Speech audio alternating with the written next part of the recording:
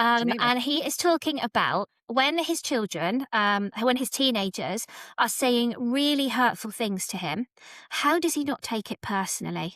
That's such a good question. That's quite a deep question.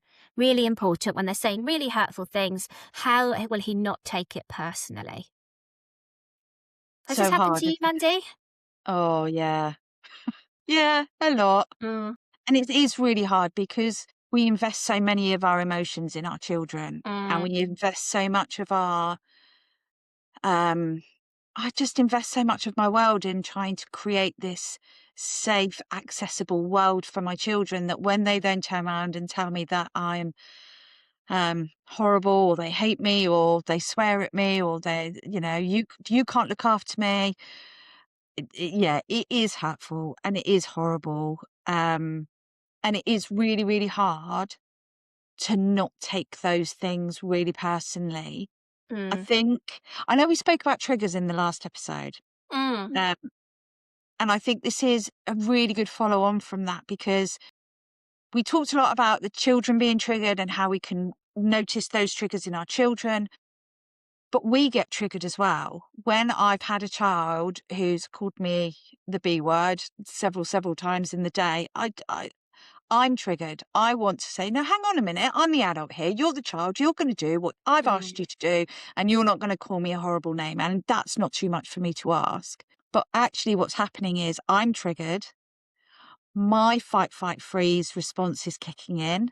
They're triggered. That's why they're saying the things that they're saying. So their fight, fight, freeze is kicked in. And then we've got two dysregulated people trying to co-regulate, and it's mm, never, ever, ever going to work mhm, out. It's never going to mhm, work. You can't fight fire with fire. mhm, So what I have trained myself to do is to disengage from that negativity.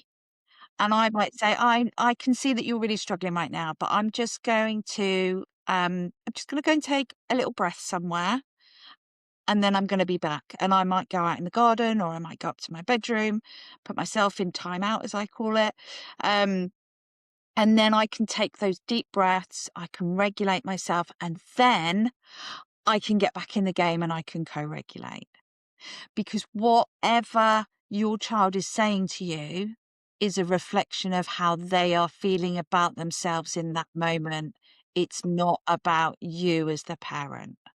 definitely. And I think that's such a key message, isn't it? It's Charles, it's not about you. As much as it might feel it's aimed at you and anybody else who's listening that might relate to this, it's not about you. It is absolutely the mirror of the child at that point. But I totally get when it feels personal, when it feels consistent, when it feels like you can't remember the last time they said anything even remotely positive to you or around you or about you, that's draining and that really grinds you down. And those are the times for you to find your gang. Way, way back in episode Hmm. 2, you said the great phase of finding your gangiest of gangs, Laura. Such a key message.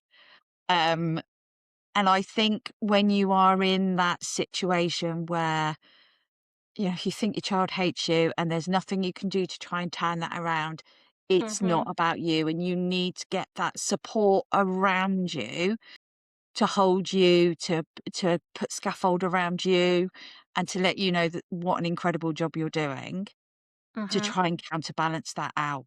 So reach Absolutely. out, get support. There's loads and loads of different things that you can tap into. And I think as well, it's harder for male carers than it is female carers. And that's not because I'm putting my sexist hat on. We know that female and male brains, they do work differently. They process information differently and they react differently. Um, and when you have a child, especially if you've got that high level of aggression and violence towards a male parent, that male parent can often default to being that alpha male. So they want to Hmm. be in charge. My husband, when I had a child who was quite violent towards me, he would walk in a room and he would just bulk himself up. He'd puff his chest out. That's not helpful. We don't Mm, need mm, battle of who's going to be mm, the alpha. But there is, I know with the Centre of Excellence that Laura's just mentioned, there is a men's group run by our colleague Dave, who's incredible. He's an adoptive parent. He's incredibly experienced.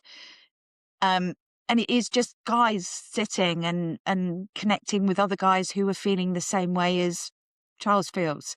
Yeah.